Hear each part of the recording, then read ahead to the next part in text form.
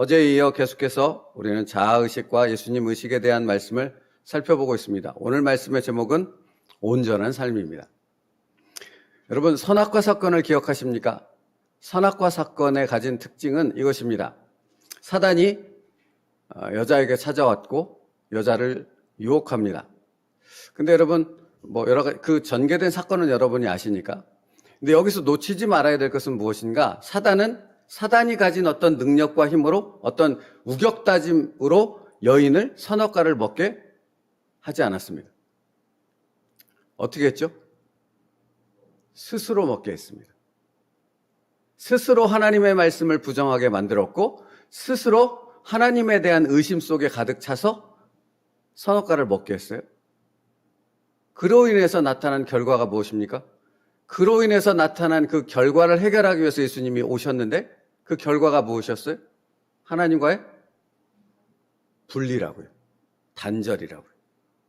이전에는 언제든지 하나님을 만날 수 있었습니다. 언제든지 하나님과 교제할 수 있었습니다. 언제든지 그 하나님의 은혜와 풍성함을 누리는 삶을 그 에덴 동산이라는 하나님이 만드신 최고의 그곳에서 그것을 누릴 수 있었던 것이죠.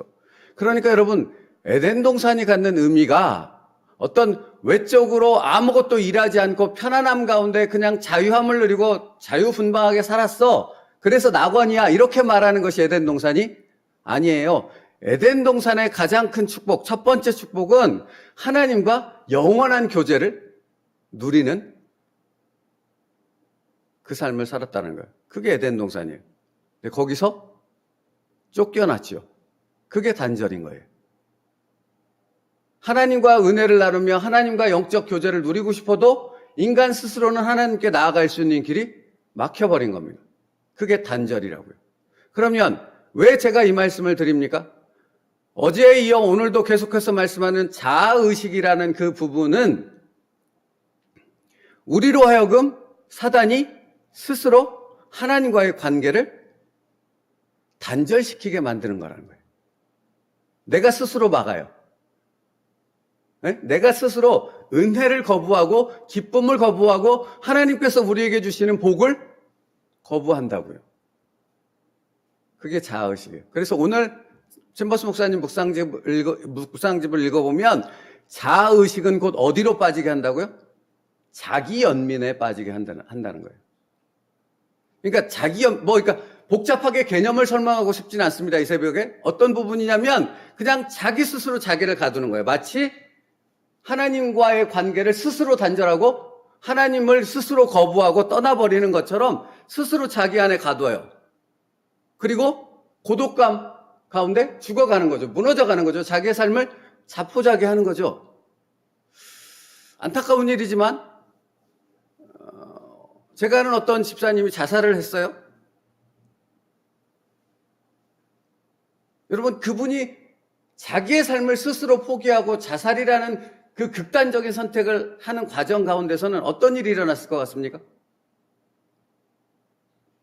모든 것을 단절하는 거죠. 사랑하는 가족도 보이지 않고 자기가 여지껏 해왔던 여러 가지 것들도 보이지 않고 특히 무엇과의 단절이 되는 겁니까? 그분은 집사라는 직분을 갖고 있었다고요.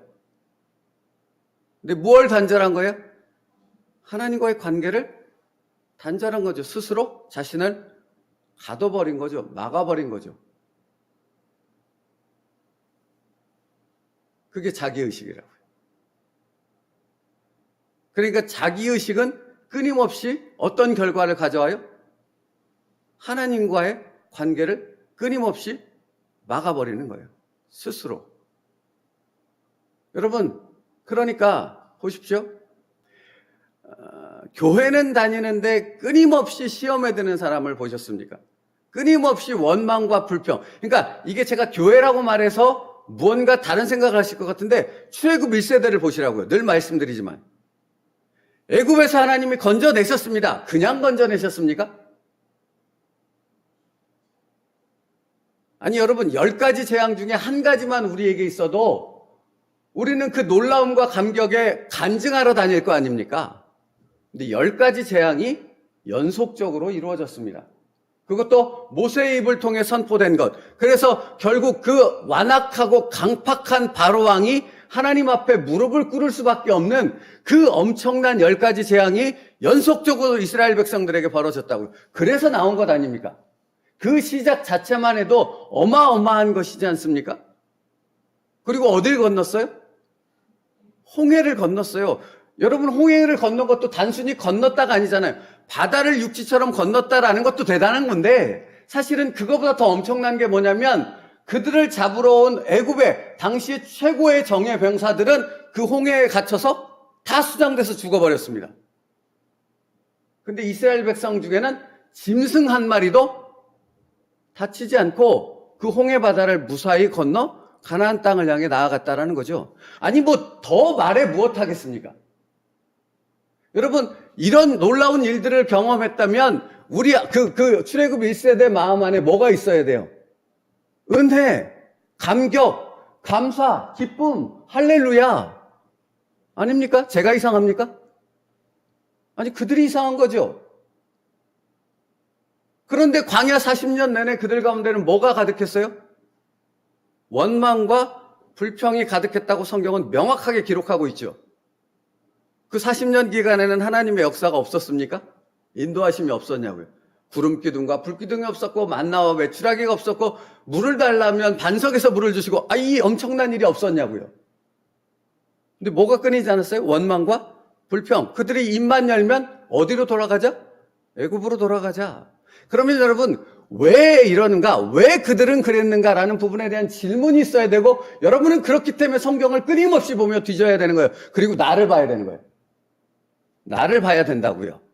나 자신을 봐야 된다고요. 그렇지 않으면 여러분은 예수님의 의식 속에 산다는 것, 그것이 무엇인지를 알지 못하고 교회는 다니지만 끊임없이 시험에 들고 끊임없이 자기 의식 속에 갇혀서 그것을 헤어나지 못하는, 그래서 늘 염려가 있고 근심이 있고 미래에 대한 그 불투명함의 두려움에 갇혀서 예수님이 주시는 참된 평강, 내가 주는 평강은 세상이 주는 것과 같지 않다라고 말씀하신 그것이 무엇인지조차 알지 못한다고요. 왜요? 여기 예수님의 의식은 없고 자아의식으로 온통 가득하거든요. 예배는 드리는데 예배당에 몸은 있는데 마음과 생각은 없어요. 교회 공동체는 온통 은혜와 기쁨과 감격이 있는데 그 사람만 여기 별개로 떨어져 있어요. 기가 막히지 않습니까? 아니, 기가 막힙니다.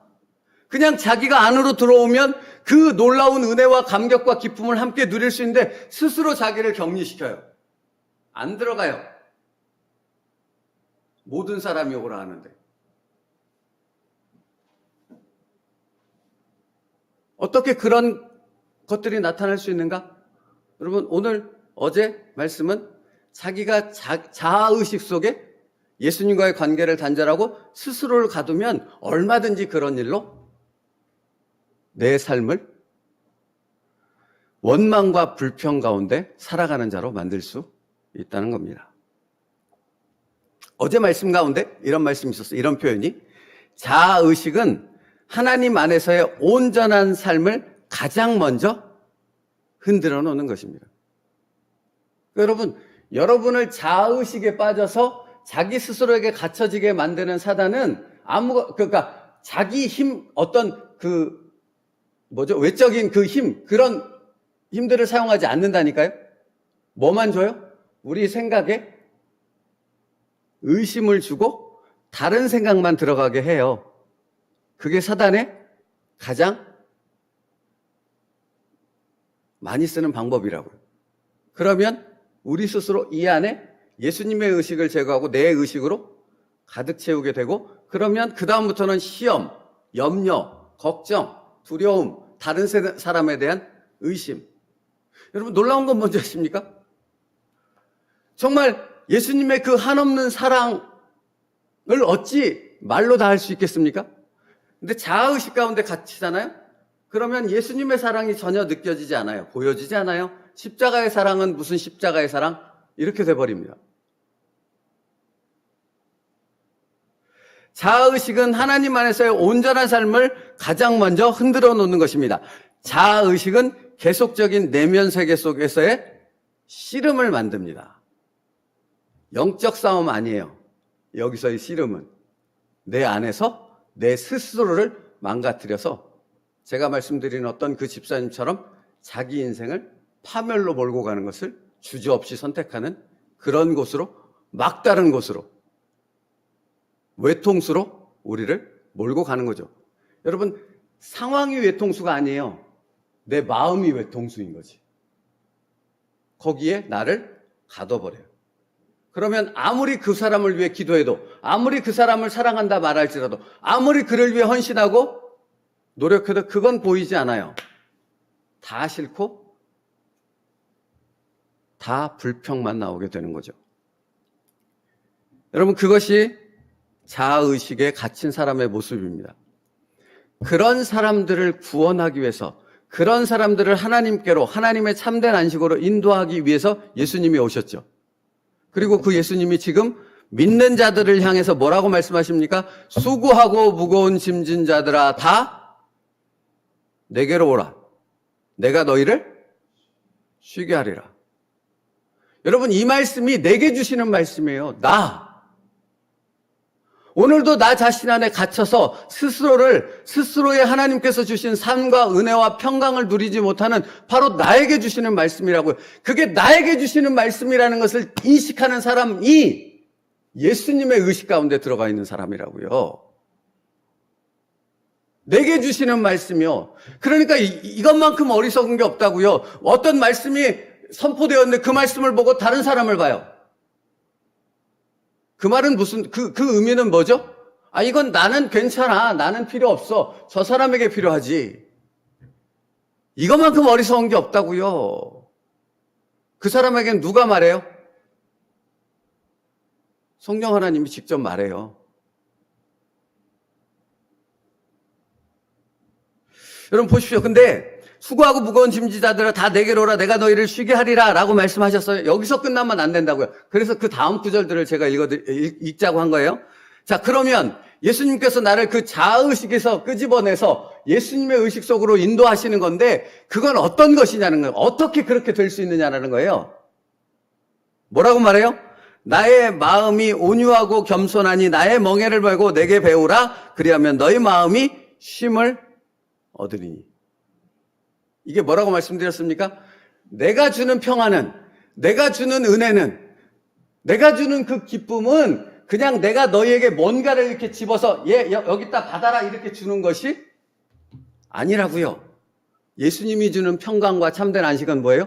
예수님 자체가 우리 안에 들어오는 겁니다. 그래서 그 예수님과 함께 하나가 되어지는 거예요. 어제도 말씀드렸지만 하나가 되어지는 거라고요. 그러니까 끊임없이 사단은 우리 안에 자아의식, 나를 바라보고 내 생각에 갇히게 하고 내 생각에 갇힘으로 다른 것들을 하나님의 은혜 가운데서 보지 못하게 하는 내 시선을 막아버림을 통해서 뭘 잃게 만들어요? 내 안에 들어온 예수 그리스도의 그 생명 자체, 내 안에 들어온 예수님의 평강과 은혜 자체가 없다라는 생각으로 우리를 스스로에게 짓누르게 만들어서 그 자체를 누리지 못하게 만드는 거라고요. 여러분 안에 예수님의 생명이 있습니다. 예수 그리스도의 보혈의 능력이 내 안에 있습니다. 근데 그 자체를 생각하지 못하게 만든다고요. 여러분, 그러니까 아이들을 보면 분명하게 느끼지 않습니까? 여러분의 자녀를 키워온 시간들을 돌이켜 보십시오. 그 자녀들이 가진 그 아이가 갖는 보석과 같은 그 아이가 갖는 놀라운 능력과 그 아이가 갖는 그 성품의 장점과 엄청난 것들이 있죠. 부모에게는 보이죠. 그죠? 근데 그 아이는 못 보죠. 청소년기에 그 좌충우돌할 때 자기의 인생을 막 자포자기하고 엉망진창으로 보낼 때 그 아이를 보면 자기 안에 있는 그 놀라운 것, 그 원석과 같은 그것에 대해서 그 아이는 보지 못해요. 그러니까 절망하고 좌절하죠. 왜 나 같은 인생이, 왜 나 같은 그런 사람이 살아야 되는 거, 이렇게 가는 것 아닙니까? 근데 우리도 똑같다고 영적으로 보면 예수 그리스도 안에서 우리에게 주신 질그릇 안에 뭐를 담았어요? 보배를 담았다고요. 그 보배는 예수 그리스도라고 성경은 말하지 않습니까? 그걸 우리가 가졌지 않습니까? 아멘이십니까? 우리가 그걸 가졌습니다. 가질 것이다. 노력하면 이제 주어질 것이다. 이렇게 말하지 않고 성경은 그것을 우리가 가졌다. 그것을 누려야 한다라고 말하고 있는 것입니다. 그게 예수님의 의식 속에 살아가는 우리의 삶이라는 거예요. 근데 그것을 끊임없이 왜곡시키고 그것을 끊임없이 변질시켜서 우리 안에 그 보배를 가졌다라는 것을 잊게 만드는 것이 사단이고, 사단은 자의식 속에 우리를 가둬둠을 통해 우리를 그렇게 올가맨다라는 거예요. 그러니까 여러분, 이걸 놓치지 마시라고요. 자녀들에게 예수님 믿으면 좋다? 예수님 믿으면 복 받는다? 예수님 믿으면 너의 인생이 달라져? 웃기지 말라고요. 그 말은 아무 소용이 없다고요. 뭐가 소용이 있는 것입니까? 내가 그렇게 살면 되는 겁니다. 내 자녀도 알거든요. 우리 엄마 아빠가 힘든데, 우리 엄마 아빠가 뭔가 괴로울 텐데, 내가 이렇게 엄마 아빠를 힘들게 만드는데 어찌 저렇게 행복한 거지? 어찌 저렇게 평안한 거지? 어찌 그렇게 예수님의 은혜로 늘 그것이 내가 느낄 수 있도록 그렇게 살아갈 수 있는 거지? 이 질문을 던질 수 있다면 그 아이들에게, 그러면 그 아이들의 인생은 예수님이 붙드는 인생으로 바뀌어지는 것입니다. 다른 것 없습니다. 근데 내가 그 선한 영향력을 끼치지 못한다면 나는 가장 중요한 것을 놓치고 있는 것이죠.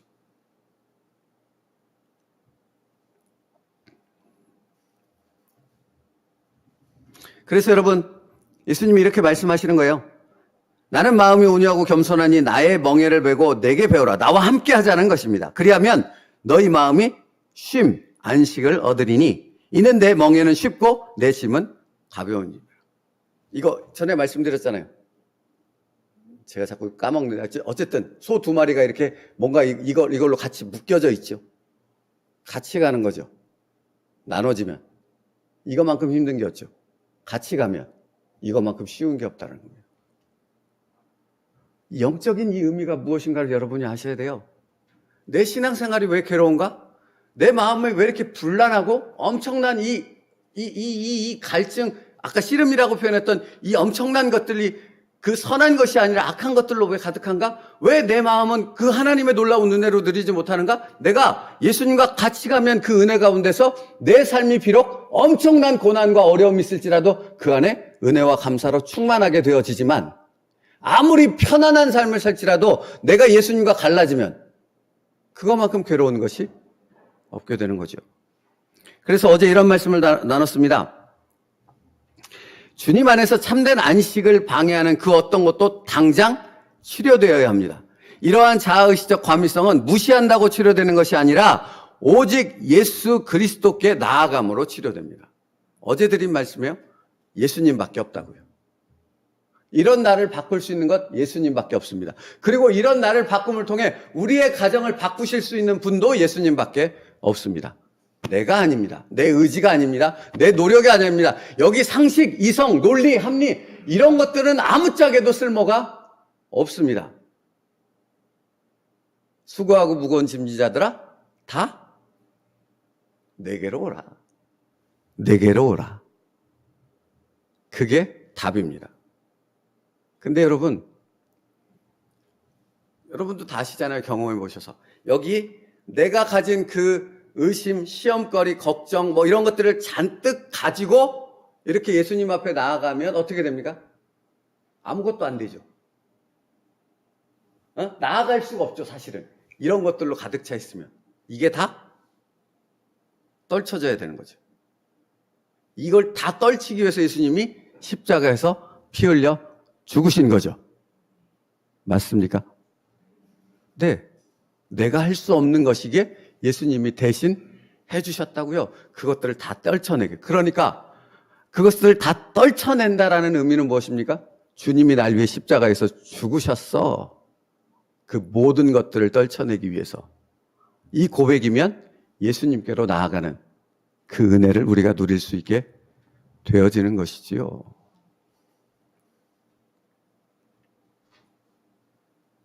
보십시오. 오늘 말씀으로 갈게요. 오늘 뭐라고 말씀하셨냐면 평안이 없는 상태에서 고통을 당하지 말고 그 평안을 깨는 대상과 대항해 싸우십시오라고 시작해요. 싸우십시오. 사랑하는 성도 여러분, 자포자기하고 그냥 무기력하게 넘어지는 자 되지 말고 우리의 평안을, 우리의 참된 안식을 빼앗아가려는 악한 마귀 사단을 분별하고 그의 그 괴계를 분별하고 그것과 싸울 수 있는 여러분 되기를 주님의 이름으로 축복합니다. 그러면 싸움의 방법은 무엇입니까? 총 들고 칼 들고 나아가는 게 아니죠. 예수 그리스도의 이름입니다. 예수 그리스도 안으로 들어가는 것입니다. 그러려면 다시 말씀드려요. 내가 가지고 있는 그 수많은 생각들, 내가 자아의식이라고 이렇게 그 포괄적인 개념 가운데 거기 포함된 내 생각들 5만 가지 나의 가지고 있는 그것들, 그걸 다 내려놔요. 어디다? 예수 그리스도의 십자가 앞에. 성경 어제도 그렇고 뭘 얘기하다 보면 시간이 다 가네요. 여러분 보십시오. 한 가지만 말씀드릴게요. 야곱이 밧단아람에서 돌아와요. 근데 밧단아람에서 축복된 거부가 되어져서 야곱이 돌아오잖아요. 그리고 형 에서가 죽이려고 군사 데리고 왔는데 야복강에서 그 과정도 하나님이 넘어서게 하시잖아요. 온전히 하나님께서 하신 역사임을 야곱도 알았습니다. 그러면 여러분 창세기 28장에 있는 것처럼 야곱이 하나님과 서원한 약속한 부분에 따르면 야곱은 어디로 가야 돼요?